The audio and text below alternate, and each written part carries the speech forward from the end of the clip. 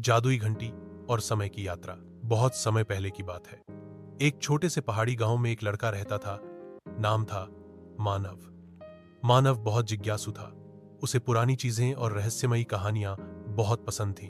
एक दिन गांव के पुराने मंदिर की सफाई करते समय उसे एक प्राचीन कांसे की घंटी मिली। वह घंटी दिखने में साधारण थी, लेकिन उसमें एक अजीब चमक थी। जैसे ही मानव ने उसे बजाया, एक तेज रोशनी फैली और सब कुछ घूमने लगा।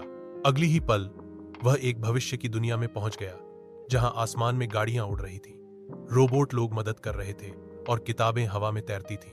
एक रोबोट शिक्षक ने मानव से कहा, तुम जादुई घंटी के चुने हुए रक्षक हो। यह घंटी समय की रेखा को पार कर सकती है, लेकिन केवल तब जब कोई सच्चा दिल रखने वाला उसे बजाए। मानव को बताया गया कि समय की धारा असंतुलित हो गई है और अतीत में कुछ बुरा होने वाला है, जिससे भविष्य नष्ट हो सकता है।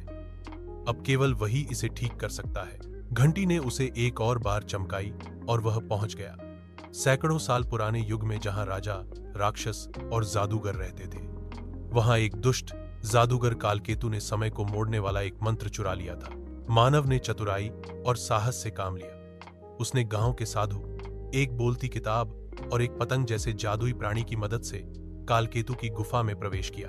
उसने घंटी बजाई और कहा, मैं समय की रक्षा के लिए आया हूं। घंटी से एक प्रकाश निकला जिसने मंत्र को नष्ट कर दिया और समय की धारा वापस सही हो गई।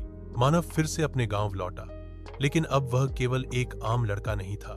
वह था काल रक्षक, समय का रक्षक। अब भी उसकी घंटी उसकी किताबों के पास रखी है, और जब कोई सच्चे दिल से उसे छुएगा, समय फिर एक नई कहानी शुरू करेगा।